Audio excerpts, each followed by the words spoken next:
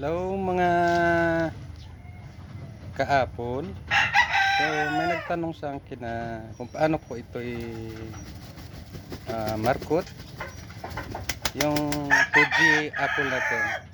So ipapakita ko sa inyo kung paano. Ganito na siya kasimple. Unang-una, itong sanga niya ganyan.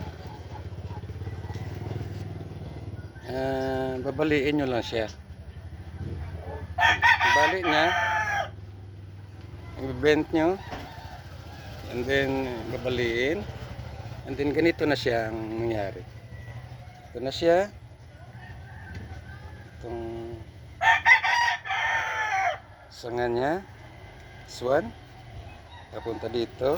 Lagyan mo siya ng lupa, ng lupa. Ganyan na siya. After 45 days, pwede na siyang ipalipat sa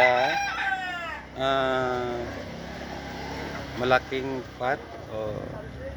Obserbahan nyo muna, mga about 15 days, pwede nyo siyang ilipat na sa malapad na area, sa lupa. Ganyan lang siya kasimple mga kaapol. Itong apple na pala, yung variety na ito, Fuji apple. From seeds, tinanim ko siya. Ganito na siya about after 6 years. Maraming nagsasabi na ang apple, sabi nila hindi ra mabuhay dito sa atin sa Pilipinas. Pero dito sa amin sa Cadiz City, napakainit ang klima dito.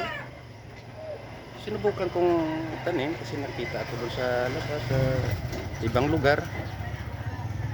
Sobra pa ng init sa atin during summer time. Ito, nabuhay siya. Okay, this one, Fuji apple. Ito na siya. Grafting ko, this one. Ayan.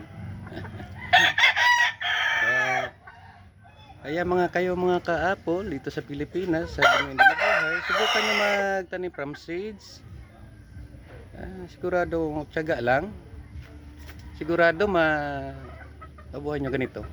Siguro kung meron kayong area na maganda, sigurado na magbunga siguro sa